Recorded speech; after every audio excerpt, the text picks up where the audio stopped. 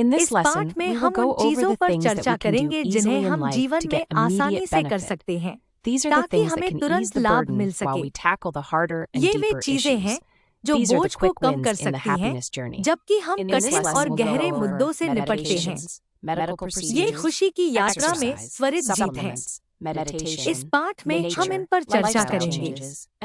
दवाएं, चिकित्सा प्रक्रियाएं, व्यायाम, पूरक, ध्यान, प्रकृति, जीवन शैली में बदलाव और प्रवाह की अवस्थाएं। सभी विषयों की तरह अगर आपको पहले से ही जानकारी है तो बेझिझक आगे बढ़ें। यहाँ मैं वीडियो के प्रायोजक का उल्लेख करना चाहूँगा, हैप्पी ऐप। हैप्पी के साथ आप पारंपरिक थेरेपी की लागत के एक अंश पर एक AI थेरेपिस्ट से जुड़ सकते हैं। हैप्पी को क्या खास बनाता है? आपके पास एक AI थेरेपिस्ट से बात करने का अवसर है जो हर तरह की थेरेपी में विशेषज्ञ है, मनोविज्ञान और परामर्श के क्षेत्रों में व्यापक ज्ञान से लैस है। इससे भी बेहतर क्या है, आपके सत्र पूरी तरह से निजी और गोपनीय हैं, जो एक सुरक्षित स्थान सुनिश्चित करते हैं जहां आप निर्णय के डर के बिना खुद को स्वतंत्र रूप से व्यक्त कर सकते हैं। आज ही हैप्पी की सुविधा और विशेषज्ञता का अनुभव करें। इस दुनिया में हम में से बहुत से लोगों के पास समय की कमी है, इसलिए इस अगले विषय में हम आधुनिक चिकित्सा के बारे में बात करेंगे। मैं इस विषय को त्वरित समाधान कहता हूँ क्योंकि थोड़े प्रयास से और कम समय में बहुत कुछ हासिल किया जा सकता है। इस खंड में हम निदान किए गए अवसाद के लिए कुछ सामान्य चिकित्सा उपचारों के बारे में जानेंगे। विभिन्न शोधों ने विभिन्न अध्ययनों में इन सभी बातों का समर्थन किया है, जिनकी प्रभावशीलता अलग अलग है। लेकिन आगे बढ़ने से पहले इस खंड में दी गई सभी जानकारी चिकित्सा सलाह के रूप में नहीं है, बल्कि केवल सूचनात्मक उद्देश्यों के लिए है। यदि आप कोई दवा लेने के बारे में सोच रहे हैं तो आपको अपने डॉक्टर या स्वास्थ्य व्यवसायी से परामर्श करना चाहिए। तो अब चलिए इसके बारे में बात करते हैं। अवसाद के विभिन्न प्रकार हैं, जैसे कि प्रमुख अवसादग्रस्तता विकार, डिस्टीमिया, विध्रुवी विकार, मौसमी भावात्मक विकार और प्रसवोत्तर अवसाद।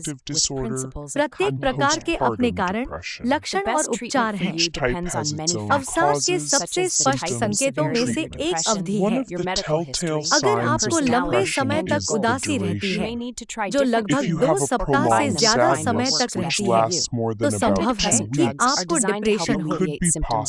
अच्छी खबर यह है कि डिप्रेशन का इलाज कई तरह के विकल्पों से किया जा सकता है, जैसे कि मनोचिकित्सा, दवा, जीवन शैली में बदलाव और वैकल्पिक उपचार। डिप्रेशन के लिए सबसे प्रभावी उपचारों में से कुछ को हमने पहले ही कवर कर लिया है, जैसे कि संज्ञानात्मक व्यवहार therapy CBT, interpersonal therapy IPT और माइंडफुलनेस आधारित संज्ञानात्मक थेरेपी MBCT, जो माइंडफुलनेस प्रथाओं के तत्वों को संज्ञानात्मक थेरेपी के सिद्धांतों के साथ जोड़ती है।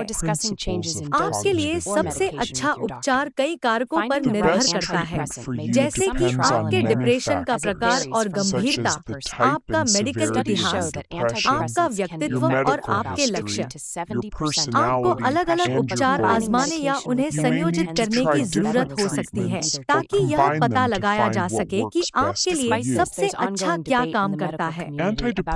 अवसादरोधी दवाएं मस्तिष्क में कुछ रसायनों जैसे सेरोटोनिन, नोरेपिनेफ्राइन और डोपामाइन के स्तर को बदलकर अवसाद के लक्षणों को कम करने में मदद करने के लिए डिजाइन की गई है। अवसादरोधी दवाएं अवसाद से पीड़ित लोगों में प्रेरणा में सुधार कर सकती हैं और आत्महत्या के विचारों को कम कर सकती हैं। SSRIs और NDRIs सहित विभिन्न प्रकार के अवसादरोधी हैं, जिनमें से प्रत्येक के अपने फायदे और नुकसान हैं।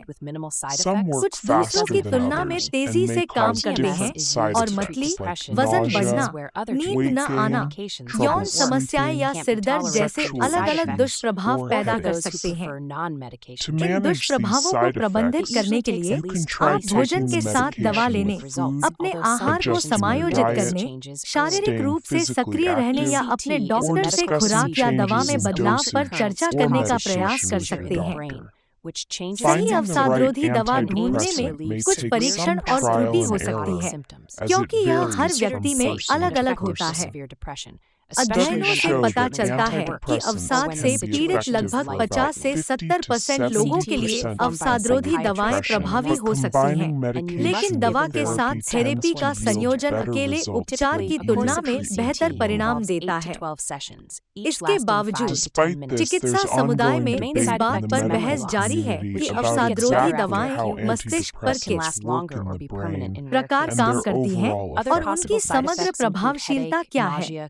Repetitive Repetitive ट्रांसक्रैनियल transcranial magnetic magnetic stimulation या stimulation, आरटीएमएस or अवसाद के लिए RTMS, एक उपचार is है a जो treatment चुंबकीय for क्षेत्रों का depression उपयोग that करके uses हल्के mild मस्तिष्क brain उत्तेजना का stimulation उपयोग using करता है। magnetic fields. आरटीएमएस का प्रत्येक Each सत्र session लगभग of 30 मिनट तक RTMS चलता है और lasts about आमतौर पर 30 कई minutes हफ्तों तक and is दिया usually जाता है। given over several एक नया weeks. रूप भी है जो मजबूत There is चुंबकीय also क्षेत्रों a का new उपयोग form करता which है uses और कम stronger सत्रों की magnetic आवश्यकता fields होती है। and requires fewer RTMS sessions. के दौरान रोगी During पूरी तरह से RTMS, जागता the है patient और is एनेस्थीसिया fully की awake कोई and there's आवश्यकता no नहीं need होती for है। anesthesia. यह It's आमतौर पर generally कम से कम दुष्प्रभावों के well-tolerated साथ with minimal अच्छी तरह side से सहन effects, किया जाता and है it doesn't और यह affect स्मृति memory. को प्रभावित नहीं करता है। RTMS is used to RTMS treat का उपयोग उन depression मामलों in में cases अवसाद के where इलाज other के लिए treatments किया like जाता है जहां अन्य medications उपचार haven't worked, जैसे कि can't दवाएं tolerate काम नहीं due to करती side हैं, effects, दुष्प्रभावों के or कारण for बर्दाश्त those who नहीं की जा prefer सकती हैं non-medication. या जो लोग गैर दवा उपचार पसंद करते हैं। It usually takes at आमतौर least पर 20 चिकित्सीय परिणाम sessions देखने to के see लिए therapy कम से कम 20 results, सत्र लगते although हैं। some हालांकि patients कुछ may रोगियों को notice पहले ही changes बदलाव दिखाई दे earlier. सकते हैं।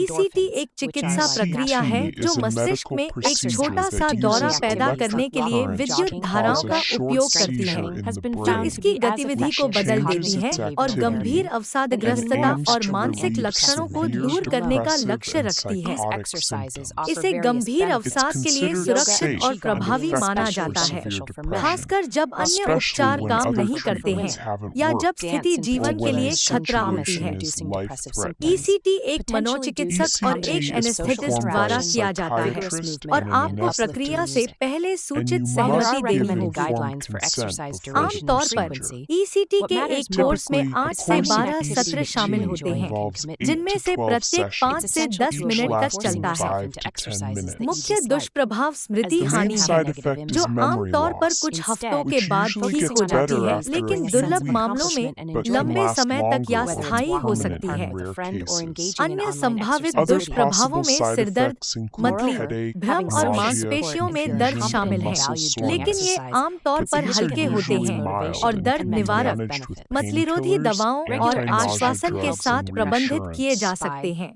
Some newer types ECT of के कुछ ECT, नए like प्रकार ultra-brief जैसे pulses, ultra brief pulse, ultra brief ECT और and बाइफ्रंटल bifrontal ईसीटी ECT मानक ईसीटी have की been तुलना shown to में cause कम fewer संज्ञानात्मक cognitive दुष्प्रभाव side पैदा effects करते हैं। compared to standard ECT. Transcranial direct current stimulation Transcranial TDCS direct current मस्तिष्क को stimulation, उत्तेजित करने का एक TDCS, सौम्य तरीका is है, a gentle जिसने way to अवसाद के stimulate the उपचार में brain that has आशाजनक shown प्रभाव दिखाए promising हैं, effects in खासकर treating जब मस्तिष्क depression, के अग्रभाग पर लागू particularly किया when जाता है। applied to the frontal area of TDCS the के brain. दौरान लगभग During 30 मिनट तक खोपड़ी TDCS, पर a हल्का mild विद्युत प्रवाह electrical लगातार current लगाया is जाता है। continuously applied to यह the दर्द scalp रहित for और about आमतौर 30 पर minutes, सुरक्षित है और इसके It's कोई painless गंभीर and दुष्प्रभाव generally नहीं बताए safe, गए हैं। with no serious side ECT के effects विपरीत, reported. जिसमें एनेस्थीसिया की Unlike आवश्यकता होती है, ECT, which TDCS requires को व्यक्ति के anesthesia, जागते समय प्रशासित TDCS किया is जाता है। administered while the person is TDCS को awake. अवसाद के लिए एक वैकल्पिक TDCS उपचार is माना जाता considered है, an जो alternative एंटीडिप्रेसेंट treatment for और ईसीटी से depression, परे विकल्प offering प्रदान करता options है। beyond antidepressants चिकित्सीय and परिणाम ECT. देखने के लिए कम से To कम see 4 सप्ताह तक therapeutic हर results, सप्ताह के it's दिन recommended TDCS to सत्र से undergo गुजरने की TDCS सलाह दी जाती है। sessions every weekday व्यायाम for at अवसाद least को 4 प्रबंधित weeks. करने में वास्तव में सहायक हो सकता है। शोध से पता चलता है कि यह आपके मस्तिष्क में सेरोटोनिन के स्तर को बढ़ा सकता है, जो एक रसायन है जो मूड, नींद, भूख और अन्य कार्यों को प्रभावित करता है। व्यायाम एंडोर्फिन को भी बढ़ाता है, जो प्राकृतिक मूड लिफ्टर की तरह होते हैं। व्यायाम, विशेष रूप से चलना, जॉगिंग, योग और शक्ति प्रशिक्षण जैसी गतिविधियां संज्ञानात्मक व्यवहार चिकित्सा के समान ही प्रभावी पाई गई है और अकेले अवसादरोधी दवा से भी अधिक प्रभावी है। ये व्यायाम विभिन्न लाभ प्रदान करते हैं, जिसमें योग और चीगोंग पुरुषों के लिए विशेष रूप से फायदेमंद है, जबकि महिलाओं के लिए शक्ति प्रशिक्षण बेहतर है। विशेष रूप से नृत्य ने अवसादग्रस्त लक्षणों को कम करने में वादा दिखाया है, संभवतः सामाजिक संपर्क, जोरदार आंदोलन और उत्थान संगीत के संयोजन के कारण। जबकि व्यायाम की अवधि और आवृत्ति के लिए अनुशंसित दिशा निर्देश हैं।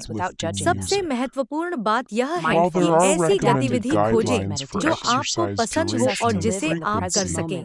अपने आप को उन व्यायामों में मजबूर करने से बचना आवश्यक है जो आपको पसंद नहीं है, क्योंकि इसका नकारात्मक प्रभाव हो सकता है।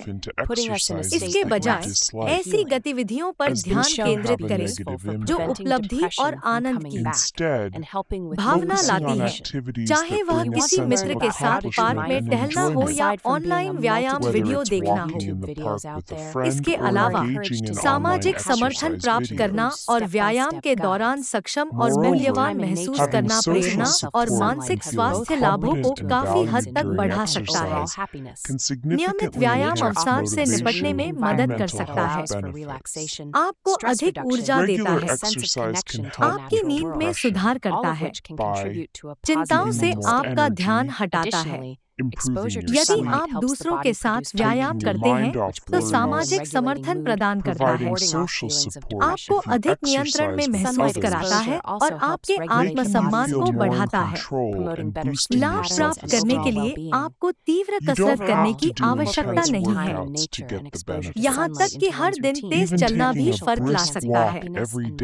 हल्के अवसाद के लिए अकेले व्यायाम एक प्रभावी उपचार हो सकता है, खासकर यदि आप पहले बहुत सक्रिय नहीं थे। लेकिन अधिक गंभीर अवसाद के लिए दवा या परामर्श जैसी अन्य चिकित्सा के साथ साथ व्यायाम उपचार योजना का हिस्सा हो सकता है। ओमेगा 3 फैटी एसिड, जो आमतौर पर तैलीय मछली में पाया जाता है, मानसिक स्वास्थ्य में सुधार के साथ जुड़ा हुआ है, खासकर विद्रुवी विकार और संभावित अवसाद के मामलों में। ये फैटी एसिड विभिन्न जैविक प्रक्रियाओं में भूमिका निभाते हैं जो मस्तिष्क के कामकाज का समर्थन करते हैं, जो बदले में मूड को सकारात्मक रूप से प्रभावित कर सकते हैं। हालांकि ओमेगा 3 का सेवन संयमित रूप से करना महत्वपूर्ण है, क्योंकि कुछ प्रकार की मछलियों के अत्यधिक सेवन से दूषित पदार्थों के संपर्क में आने की संभावना हो सकती है। कुल मिलाकर अपने आहार में ओमेगा 3 को शामिल करने से स्वस्थ और खुश दिमाग में योगदान हो सकता है। सेंट जॉन्स वॉट एक हर्बल सप्लीमेंट है जिसका पारंपरिक रूप से अवसाद के लक्षणों को कम करने और समग्र मूड और खुशी को बेहतर बनाने के लिए उपयोग किया जाता रहा है। इसमें हाइप्रिसिन और हाइपरफोरिन जैसे यौगिक होते हैं जिनके बारे में माना जाता है कि वे मस्तिष्क में न्यूरोट्रांसमीटर जैसे सेरोटोनिन, डोपामाइन और नॉरपेनेफ्रिन पर काम करते हैं, जो मूड को नियंत्रित करने के लिए महत्वपूर्ण है। अध्ययनों से पता चला है कि सेंट जॉन्स वॉट हल्के से मध्यम अवसाद के इलाज में प्रभावी हो सकता है। हालांकि इसकी क्रिया के सटीक तंत्र को पूरी तरह से समझा नहीं गया है। यह ध्यान रखना महत्वपूर्ण है कि सेंट जॉन्स वॉट कुछ दवाओं के साथ परस्पर क्रिया कर सकता है और इसके दुष्प्रभाव हो सकते हैं, इसलिए इसका उपयोग करने से पहले किसी स्वास्थ्य देखभाल पेशेवर से परामर्श करना आवश्यक है। कुल मिलाकर सेंट जॉन्स वॉट खुशी और मानसिक स्वास्थ्य को बेहतर बनाने के लिए एक प्राकृतिक और संभावित रूप से प्रभावी विकल्प प्रदान कर सकता है।